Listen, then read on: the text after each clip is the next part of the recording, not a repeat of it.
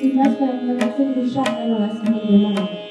तो भव्य सभा मंडप, आजूबाजूला उपस्थित योद्धे, निश्चय थोडासा घाबरलेला राजेश्री जनक, घाबरलेला नाही म्हणता येणार, चिंतेत असलेला राजेश्री जनक, त्याच्या समोर उभे असलेली ती सीता, त्यानंतर मधोमध असलेला प्रचंड महाकाय शिल्पनिष्ठ आणि त्या शिल्पनिष्ठाला प्रत्यंचा लावणारे प्रभू रामचंद्र, हे सगळं डोळ्यासमोर उभं राहतं. अगदी हे सुद्धा की ते प्रत्यंचा तुटल्यानंतर हेच आपल्याला हवे ते प्रभू रामचंद्र आपले पती होणार हे समजायला लागणारी ती सीता, हे सगळं अगदी एका व्हिडिओसारखं डोळ्यासमोर उभं राहतं. असो, आता ह्या सर्व प्रश्नाला हृदयात साठवून आणि कार्यक्रमाला गती देऊया.